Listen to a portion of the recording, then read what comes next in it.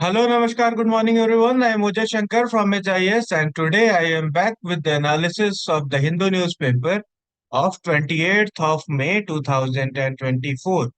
आज भी मैंने कुछ इंपॉर्टेंट आर्टिकल्स को फाइंड आउट किया है और देखेंगे कि कैसे उन आर्टिकल्स की मदद से हम लोग अपनी यूपीएससी जर्नी को सप्लीमेंट कर सकते हैं।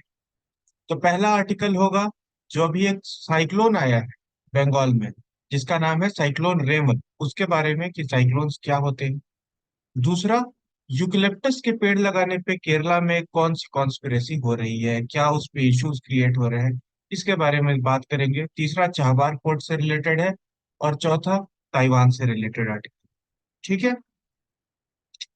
तो पहला जो आर्टिकल है कि एक बहुत बड़ा तूफान आया है बंगाल में, जिसके चलते 6 लोगों की जान चली गई और बहुत सारे लोग सीवियरली अफेक्टेड हुए हैं। और उस साइक्लोन का नाम है रीमल। The name of the cyclone is Cyclone Remal, and it has affected the area of South Bengal, Bangladesh. Okay, and people have died there. Almost ये जो तूफान था ये 120 किलोमीटर पर आवर की स्पीड पकड़ चुका था। तो काफी बड़ा तूफान इसको माना जाएगा। अकॉर्डिंग टू गवर्नमेंट 2 लाख लोगों को सेफर प्लेसेस पे ले जाया गया, बट स्टिल कुछ लोगों की जानें गई हैं। अब ऑब्वियसली नेचुरल डिजास्टर है, तो आप यहाँ पे एक अपने तरफ से प्रिपेयर्डनेस कर सकते हो, उसके लिए आप काम कर सकते हो, बट कुछ नुकसान कभी कभी हो जाता है अनफॉर्चुनेटली। 2500 घर टूट गए, 27,000 डैमेज हुए घर। ये कुछ नुकसान तो इस तूफान के चलते, साइक्लोन के चलते हुए ही। जो 24 परगना डिस्ट्रिक्ट है वेस्ट बंगाल का, कोलकाता के आसपास का थोड़ा सा रीजन, इन सब में थोड़ी बहुत परेशानियां, थोड़ी बहुत क्या मतलब 27,000 घर डैमेज हुए, तो ठीक ठाक परेशानियां आई। ठीक है। और इससे बांग्लादेश में अफेक्टेड रहा। दैट मीन्स ये तूफान कहाँ आया हुआ है? ये तूफान आया है हमारे बे ऑफ बंगाल में। ये हमारा भारत है। ये वाला जो रीजन है ना, इस वाले रीजन में इस तूफान ने अफेक्ट डाला है। ठीक है। अब हम लोग देखते हैं कि साइक्लोन होता क्या है। Cyclone is a rapid inward air circulation. बहुत रैपिड इनवर्ड एयर सर्कुलेशन है अराउंड अ लो प्रेशर एरिया। मतलब बीच में एक साइक्लोन का जो पोर्शन होता है ना, उसको आई कहते हैं, आई, ई वाई, आई, साइक्लोन का आई। ये जो होता है, ये लो प्रेशर एरिया होता है। ठीक है। ये लो प्रेशर एरिया होता है, और इसके चारों ओर एंटी क्लॉकवाइज डायरेक्शन में एयर घूमता है और इसके तरफ आने की कोशिश करता है। और उसके चलते क्या होता है कि ऐसा यहाँ पे बवंडर खड़ा हो जाता है। उसके चलते इसके बीच में जो भी चीजें पड़ती हैं वो डिस्ट्रॉय हो जाती है। और ये जो एंटी क्लॉकवाइज डायरेक्शन में उसका मूवमेंट है, this happens in southern hemisphere, और क्लॉकवाइज में जो है वो है नॉर्दर्न हेमिस्फेयर। ठीक है। यही साइक्लोन की मेन प्रवृत्ति है कि नॉर्दर्न, ये चीज आपको याद रखनी जरूरी है, क्योंकि अगर मल्टीपल चॉइस क्वेश्चन में पूछा गया तो हो सकता है यहाँ पे आप मिस्टेक कर दो। क्या है कि एंटी क्लॉकवाइज डायरेक्शन में नॉर्दर्न हेमिस्फेयर में, और क्लॉकवाइज डायरेक्शन में साउदर्न हेमिस्फेयर में इसका जो है मूवमेंट होता है। ठीक है। और दो तरीके के साइक्लोन है, ट्रॉपिकल साइक्लोन और एक्स्ट्रा ट्रॉपिकल साइक्लोन। तो जैसा आपको नाम से ही पता चल रहा होगा कि ट्रॉपिकल साइक्लोन जो है वो ट्रॉपिकल एरियाज में आएगा, और एक्स्ट्रा ट्रॉपिकल साइक्लोन कहाँ आएगा? ट्रॉपिकल एरियाज के बाहर वाले इलाकों में आएगा। ठीक है। अब इनका डिटेल क्या है वो आप ज्योग्राफी से पढ़ेंगे। मैंने एक बेसिक बता दिया कि साइक्लोन क्या है, कितने टाइप का है, और अभी जो रिसेंट साइक्लोन है, क्योंकि अब रिसेंट साइक्लोन आया तो उसके आसपास क्वेश्चन पूछे जाने के चांसेस बन जाते। ठीक है। Now coming on to second article. दूसरा आर्टिकल जो है, controversy over eucalyptus planting in Kerala. अब केरला में क्या हुआ है कि केरला का जो केरला फॉरेस्ट डिपार्टमेंट कॉरपोरेशन है, केएफडीसी, यहाँ पे यूकलिप्टस ट्री को प्लांट करने की बात की गई थी 2024-25 में। और जैसे ही ये बात हुई तो वहाँ के जो इन्वायरमेंटलिस्ट हैं, इन्वायरमेंटल एक्टिविस्ट हैं, उन लोगों ने प्रोटेस्ट स्टार्ट कर दिया और कहने लगे कि ये जो डिसीजन है यूकलिप्टस के प्लांटेशन का, वो एडवर्सली अफेक्ट करेगा फॉरेस्ट को। ह्यूमन को, और ये ह्यूमन एनिमल कॉन्फ्लिक्ट को भी बढ़ा देगा। इन्वायरमेंट पे भी इसका गलत असर पड़ेगा। ठीक है, और इसको लेके बहुत ज्यादा वहां पे प्रोटेस्ट होने लगे। क्यों? ऐसा क्यों हो रहा था? क्योंकि वो जो यूकलिप्टस है, वो वहां के लिए एक तरीके का फॉरेन ट्री हो जाए। ठीक है। Planting of eucalyptus tree inside the forest. On May 20th, the government amends its order to limit the permission to cut exotic trees species from the land in KFDC control. इसके चलते government ने इतना protest हुआ कि government ने 20 मई को कहा कि भाई ये ऑर्डर रोक दो अभी के लिए। जो केएफडीसी के कंट्रोल में फॉरेस्ट है उसको रोक दो। तो अब ये केएफडीसी क्या है? केएफडीसी जो है वो 24 जनवरी 1975 1975 को बनाया गया था, एक फॉरेस्ट एंटरप्राइज के तौर पे, कि केरला में ये फॉरेस्ट की, जंगलों की देखरेख करेगा। ठीक है। और इसके पास क्या है? इसके पास ऑलमोस्ट 7,000 हेक्टेयर ऑफ प्लांटेशन, इतने जगहों पे ये प्लांटेशन कराता है। और ये यूकलिप्टस और ये सारे स्पीसीज है जिसका नाम याद रखने की आपको बिल्कुल भी जरूरत नहीं है, इनका प्लांटेशन ये करवाता है। यूकलिप्टस प्लांटेशन जो है उसका रोटेशन 9 साल का हो। अलग अलग प्लांट्स का एक साइकिल होता है, तो यूकलिप्टस का यहाँ पे 9 साल का माना गया है। और हर साइकिल के एंड में union ministry of environment and forest climate change जो है उससे परमिशन चाहिए होती है कि आगे आप क्या कैसे करना है, उसको रिपोर्ट आपको बतानी होती है। आगे के डिसीजन के लिए जो एक्सपर्ट पैनल आता है वो एरिया की एनवायरनमेंट को चेक करता है, सॉइल क्वालिटी को चेक करता है, और केरला फॉरेस्ट रिसर्च इंस्टीट्यूट के साथ कंसल्ट करके आगे के डिसीजन को लिया जाता है। ठीक है। बट इससे इशू क्या क्रिएट हो रहा है कि वो इन्वायरमेंटल फ्रेंडली नहीं है। यूकलिप्टस जो है वो वहां के लिए इन्वायरमेंटल फ्रेंडली नहीं है, क्योंकि स्टेट गवर्नमेंट ने इको रिस्टोरेशन पॉलिसी की बात की थी। अब देखिए वर्ड ब्रेक डाउन कीजिए। इको रिस्टोरेशन मतलब इकोलॉजिकल रिस्टोरेशन, इन्वायरमेंटल रिस्टोरेशन। जो इन्वायरमेंट है, जो वहाँ की इकोलॉजी है, उसको रिस्टोर करने की बात हुई थी। ठीक है। और ये जो है are not suitable for our environment. ये चीज कहना है इन्वायरमेंटलिस्ट का कि ये जो है, आप इको रिस्टोरेशन की बात कर रहे हो और इक्लिप्टस लगा रहे हो जो कि हमारे इन्वायरमेंट के लिए सुटेबल नहीं है। ठीक है। और इस चीज के चलते जो Kerala forest state forest protection के स्टाफ थे, उन लोगों के खिलाफ भी बहुत प्रोटेस्ट हुआ कि भाई आप लोग ऐसा क्यों कर रहे हो। क्योंकि रिसर्चेस में ऐसा पाया गया, एनवायरमेंटलिस्ट का कहना है कि जहां पे भी एग्जॉटिक स्पीसीज आप ला रहे हो, एग्जॉटिक स्पीसीज मतलब जो बाहर की स्पीसीज है, आउटरी स्पीसीज है, जो वहाँ की नेचुरल स्पीसीज नहीं है, जब आप वो लाते हो ना, तो वो उस इलाके के लिए उतना ज्यादा बेनिफिशियल नहीं होती है जितना वहाँ की नेचुरल स्पीसीज होती हैं। अब उन्होंने मुन्नार में स्टडी की थी। क्या स्टडी की कि वहां पे जब एग्जॉटिक स्पीसीज को लाया गया, तो उसके चलते वाइल्ड एलिफेंट के फूड्स का थोड़ा सा इशू आ गया था। ठीक है। और जब नेचुरल स्पीसीज वहां पे रहती है तो वहां के एलिफेंट्स को कोई इशू नहीं आया, उनको खाने का कोई दिक्कत नहीं आया। मतलब अब देखिए, कोई इंसान भी कहीं भी रहता है तो वो अपने आसपास की इन्वायरमेंट में देख लेता है ना कि कौन से दुकान में क्या सामान मिल रहा है, उस हिसाब से उसकी फूडिंग हैबिट भी बन जाती है। वही चीज वहां के जानवरों के साथ भी है। अब उनको जो नेचुरल ग्रासेस खाने की आदत है या नेचुरल प्लांट्स खाने की आदत है, आप वहाँ पे एक्सोटिक स्पीसीज लाओगे तो वो नहीं कर पाएंगे। और दूसरी चीज है, एक्सोटिक स्पीसीज वहां के लिए एक इन्वेसिव स्पीसीज भी बन जाता है। इन्वेसिव स्पीसीज मतलब कि वो वहां के बाकी इकोसिस्टम को बर्बाद भी कर सकता है। इस बात का भी एक डर बना रहता है। ये भी एक वहां के लिए टेंशन। इसलिए कहा गया कि भाई इसको आप मत कीजिए। ये इन्वायरमेंट, वहाँ के जो इन्वायरमेंटल एक्टिविस्ट है, उन लोगों ने इस चीज के चलते बहुत ज्यादा प्रोटेस्ट किया। ठीक है।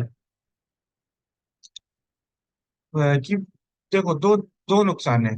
एक तो मान लो कि वहां पे दो क्या, ज्यादा ही नुकसान है, मैं अभी बताता हूँ। एक तो वहां का वाटर टेबल। अब कौन, वहां के प्लांट्स जो है वही ग्रो कर रहे होंगे जो वहां के वाटर टेबल के अकॉर्डिंग सुटेबल हो। अब कोई एग्जोटिक एग्जोटिक स्पीसीज आएगी तो वो हो सकता है ना कि ज्यादा वाटर ले ले। It can use more water, and the use of more water can make a grave issue for the people. First thing. Second thing, कि जो नेचुरल स्पीसीज होगी वो वहाँ के जो एनिमल्स है उनको एक नेचुरल फूड प्रोवाइड कर रही।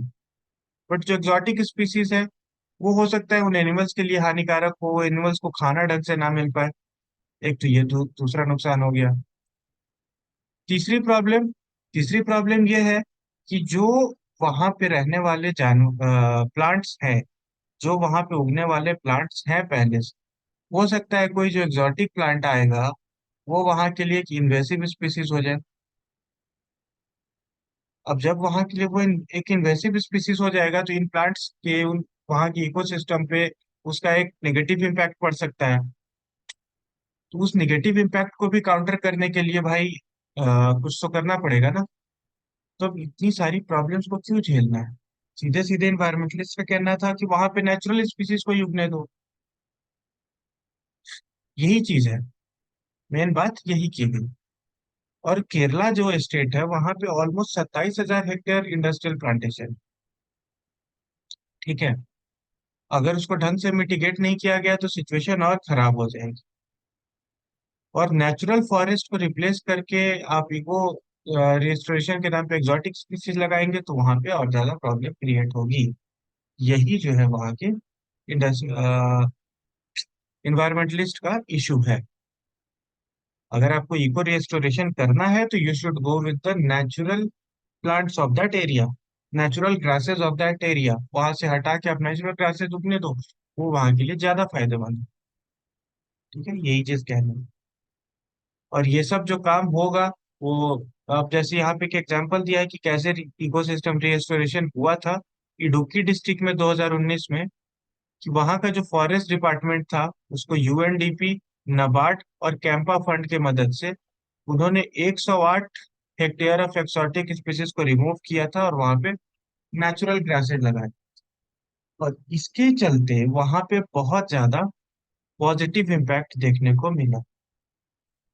तो यही चीज वहां पे वो लोगों का काउंटर आर्ग्यूमेंट है कि भाई जब वहां पे पॉजिटिव चीजें मिल रही हैं, नेचुरल चीजों के चलते ये पॉजिटिव आउटकम मिल रहा है, तो why are you not going with the natural things? That's the main reason. Okay,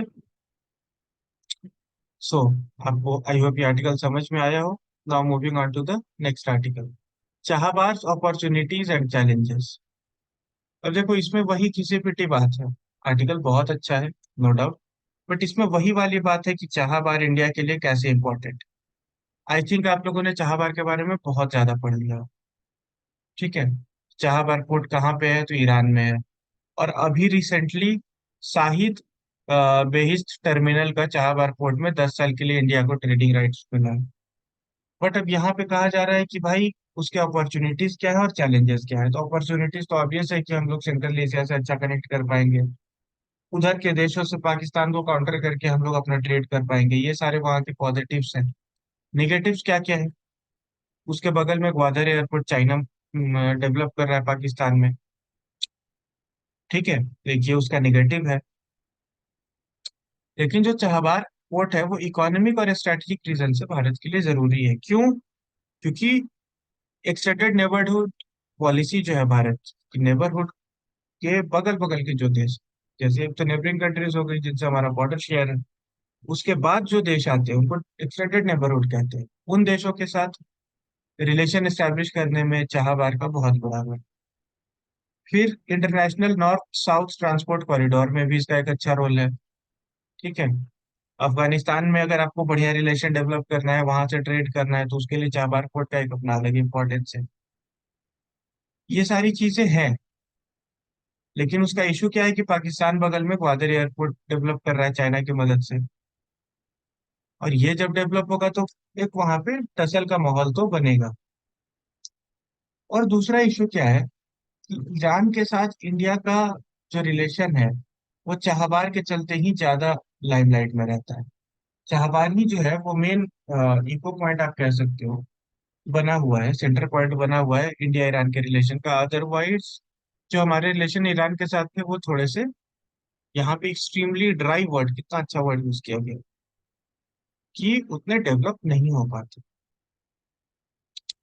लेकिन हम लोगों ने और भी चीजें की हैं, जैसे वहाँ के गैस में काम किया है, ओएनजीसी विदेश वहाँ पे काम कर रही है। ठीक है, बट 2013 में जब यूएस ने सैंक्शन लगाया था ईरान के ऊपर न्यूक्लियर डील को लेके, तो बहुत सारे काम वहां पे रोक दिए गए थे इंडिया के द्वारा, जिसमें से चाहबार का काम भी स्लो करने वाला एक मुद्दा था।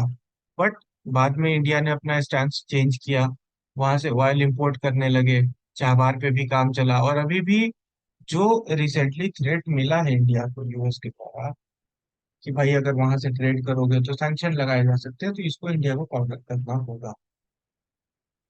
लेकिन बात सिर्फ यहीं तक खत्म नहीं होगा। बात इसके आगे है कि भाई अभी ईरान ने इसराइल पे अटैक किया था कुछ दिनों पहले, वहां पे बहुत सारे बम वम मारे थे, मिसाइल मिसाइल छोड़ी थी। ठीक है। और इंडिया के इसराइल के साथ भी काफी अच्छे रिलेशन है। अडानी ग्रुप ने एक बहुत बड़ा हाफिया पोर्ट खरीदा है इसराइल का, 1.2 बिलियन में। इरा इसराइल के साथ इंडिया के और भी बहुत सारे प्रोजेक्ट्स हैं, मिलिट्री में हो, पीपल टू पीपल एक्सचेंज में हो, बहुत सारे मिलिट्री इक्विपमेंट्स इंडिया वहां से इंपोर्ट करता है, टेक्नोलॉजी इंपोर्ट करता है। तो ये भी है वहां का एक इशू। और इन दोनों के रिलेशंस ठीक नहीं है, तो इसको भी इंडिया को काउंटर बैलेंस करना होगा। अब उसको काउंटर बैलेंस करने के लिए आप I2U2, India Middle East European corridor, इन सारी चीजों का आप मदद ले सकते हैं। बट आपको ये चीज ध्यान रखना होगा कि ईरान के एक चाहबार पोर्ट के चक्कर में आपका जो बाकी वेस्ट एशिया के साथ रिलेशन है, खास करके इसराइल के साथ, वो अफेक्ट ना हो। क्या है? क्योंकि जो यूएस का अभी एक रिमार्क आया है, एक तरह से मैं उसको थ्रेट कहूंगा, कि सैंक्शन लगा दिया जाएगा, तो उसको आपको थोड़ा सा टैकल करना पड़ेगा।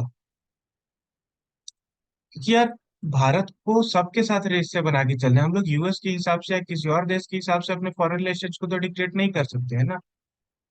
और ना हमारे पास इतना बड़ा इकोनॉमिकल माइट है, लाइक चाइना और यूएस, कि हम लोग पैसों से बहुत ज्यादा इन्वेस्टमेंट कर सके। We have a limited amount of resources. इस चीज पे हमें काम करना हो। वैसे भी ओबामा के टाइम पे, जब ओबामा प्रेसिडेंट थे यूनाइटेड स्टेट्स के, उस समय हम लोगों ने ईरान से ऑयल इंपोर्ट करना भी बंद कर दिया था। वो हमारे रिलेशन को एक खराब दौर में लेके चला गया था। बट बाद में इंडिया ने अपना स्टैंड चेंज किया, वहां पे से ऑयल इंपोर्ट करने लगे, वहां पे से वो लोगों ने आ, मतलब बढ़िया रिलेशन एक डेवलप किया, चाहबार के साथ हो सके, ऑयल के साथ हो सके, पीपल टू पीपल रिलेशन हो सके। जो रईसी थे उनके साथ भारत के बहुत अच्छे रिलेशन थे। जो वहाँ के सुप्रीम लीडर है अयतुल्ला खमैनी, उनके बहुत अच्छे रिलेशन है।